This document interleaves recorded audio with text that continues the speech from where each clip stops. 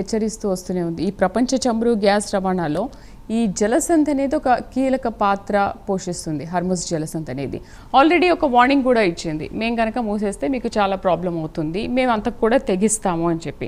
సరే, దానికి అమెరికా కూడా ధీటుగానే సమాధానం ఇచ్చింది. మరి తెగించి ఈ నిర్ణయం ఇరాన్ తీసుకున్నప్పటికీ కూడా ఎందుకు మళ్ళీ ఇంకా ఈ వార్ని పెంచుతున్నారే తప్ప ఎందుకు తగ్గించట్లేదు? సో ఇప్పుడు సమస్య వచ్చింది, మరి దీన్ని ఏమంటారు? ముగించడం అనేది ఎవరి చేతిలో లేదండి. అది కేవలం ట్రంప్ మధ్యలో ఆలోచనలు మార్పు చేస్తే తప్పితే ఆ వారిని ముగింపు చేసే పరిస్థితి ఎవరికి లేదు. ఎందుకంటే ఈవెన్ ట్రంప్ దగ్గర ఉన్న సలహాదారులు కూడా చేస్తే బాగుంటుంది, త్వరగా ముగిస్తే బాగుంటుంది అని ఒపీనియన్కి వచ్చినా కూడా ఆయన ఇరాన్ లో ఆయన అనుకున్న పాలకులు కొలువు తీరితే తప్ప నేను యుద్ధాన్ని ముగించనని చెప్పేసి ఆయన ప్రకటించారు. అయితే నేను ఇప్పుడు మరి మన ఛానల్లోనే చూస్తా ఉన్నాను, హార్ముజ్ జలసంధిని మేము స్వాధీనం చేసుకుంటామని ట్రంప్ ప్రకటించారు. అది జరిగితే ఏ విధమైన చేంజెస్ వస్తాయనేది కూడా చూడాలి. ఎందుకంటే ఒక పక్కన ఇరాన్ మళ్ళీ దాని మీద దాడులు చేస్తుందనే భయం ఉంటుంది. అవన్నీ ఉన్నా కూడా నేను ఇందాక అన్నట్టు ఆల్రెడీ అక్కడ చమురు క్షేత్రాల మీద దాడులు జరిగిన నేపథ్యంలో ప్రొడక్షన్ ఎప్పటి నుంచి ప్రారంభిస్తాయనేది కూడా ఇదంతా ఉంది. ఇప్పుడు ఎట్లా ఉంటుందంటే శ్రీదేవి గారు, ఇప్పుడు మనమేమో ఏం చెప్తున్నాం, యుద్ధం వల్ల ఎటువంటి ఇబ్బంది లేదని చెప్తున్నాం. ప్రజలు నమ్మడానికి ఎక్కడ దొరికిద్దంటే దాని మీద 115 కమర్షియల్ సిలిండర్ మీద, డొమెస్టిక్ దాని మీద 60 రూపాయలు పెంచాం కదా. పెంచగానే ఏమనుకుంటారు, వార్ వల్ల పెరిగింది అనేది తీసుకొస్తారు కదా ఆటోమేటిక్గా. నిజానికి మనకి ముడి చమురు బ్యారెల్ ధర అంతర్జాతీయ మార్కెట్లో పెరిగితే పెట్రోల్ ధరలు పెరుగుతాయని, తగ్గితే పెట్రోల్ డీజిల్ ధరలు తగ్గుతాయని గతంలో అనుకున్నారు.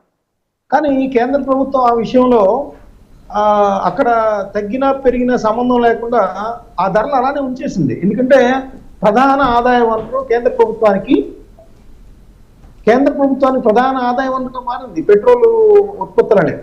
అందువల్ల యాక్చువల్గా మొదట్లో ఆ విధంగా మన్మోహన్ సింగ్ గారు నిర్ణయం మేరకు పెట్రోల్ బ్యారెల్ ధర పెరిగితేనేమో ఇక్కడ పెట్రోల్ ధరలు పెంచేవాళ్ళు, వారం రిపీట్ చేసేవాళ్ళు 15 రోజులకు ఒకసారి. ఇప్పుడు అది ఆగిపోయింది మీరు గమనిస్తే.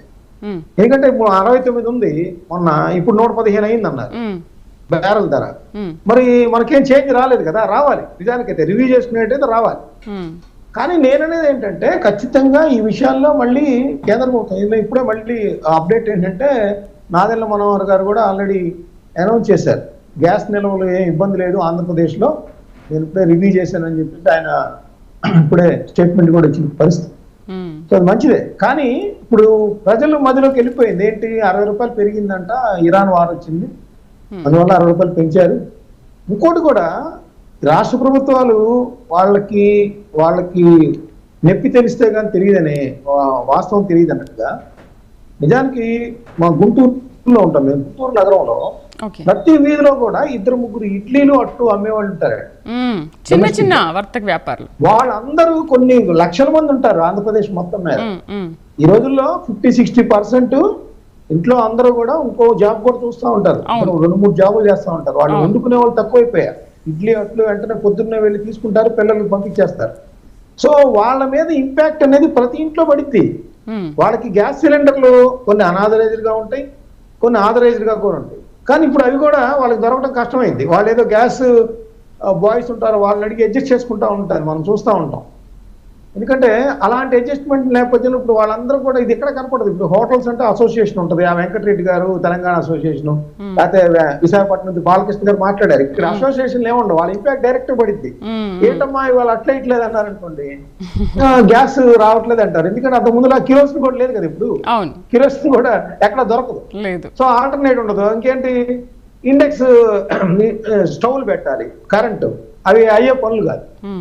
ఎందుకంటే గ్యాస్తో అలవాటు పడిన తర్వాత ఇప్పుడు అదే కొన్ని నేను చూస్తా ఉన్నా ఇందాక, మనం కరెంటు స్టవ్ని లేదంటే వీటిని కూడా ప్రత్యామ్నాయంగా చూసుకోవాల్సిన అవసరం కూడా రానున్న కాలంలో ఉంటుంది. ఎంతో 2-3 నెలలుగా కొనసాగితే అనేది కూడా ఉంది.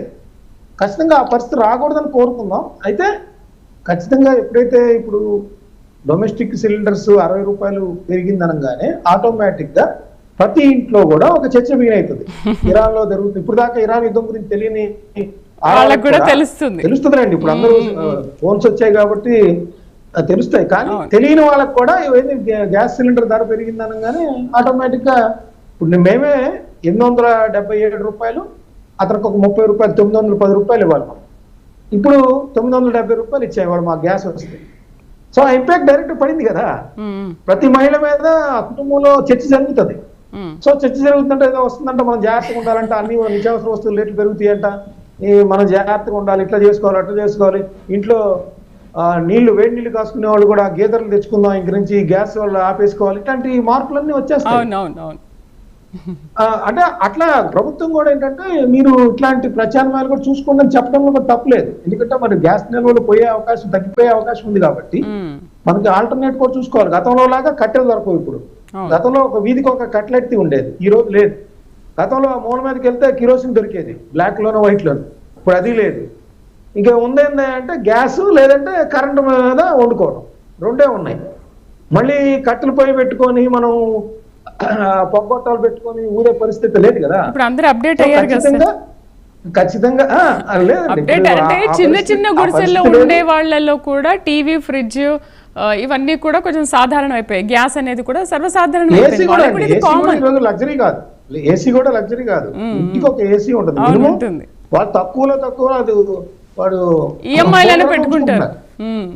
సో కాబట్టి అందరూ కొద్దిగా సుఖానికి అలవాటు పడ్డట్టే లెక్క. ఎందుకంటే బికాజ్ ఆఫ్ వాళ్ళ కుటుంబంలో ఆదాయాలు కూడా పెరిగాయి. ఎందుకంటే 2-3 జాబులు చేస్తా ఉన్నారు. గతంలో ఒక్కళ్ళే జాబ్ చేసేవాళ్ళు, అందరూ దాని మీద ఆధారపడేవాళ్ళు. ఈ రోజు ఏంటంటే అందరూ వెళ్తున్నారు కాబట్టి అవసరమైతే మార్కెట్ లో టిఫిన్ కొనుక్కొని వెళ్ళిపోతాడు. ఇప్పుడు అదే నేను అంటుంది, ఈ వీధుల్లో ఉండే ఆ మహిళలు ఎవరైతే ఉన్నారో ఆ ఇంపాక్ట్ పడితే, ఆ చర్చ బిగినైతే ఆ నిత్యావసర వస్తువుల ధరలు కానీ ఇవన్నీ కూడా ప్రభుత్వం మీద ఒత్తిడి వస్తుంది. ప్రభుత్వం ముందుగా మేల్కొంటే ఇలాంటి వాళ్ళందరికీ కూడా మరి వాళ్ళకు కూడా వాళ్ళ ఉపాధి కూడా పోతుంది కదా. కొన్ని వేల మంది, లక్షల మంది ఉంటారు వాళ్ళు కూడా.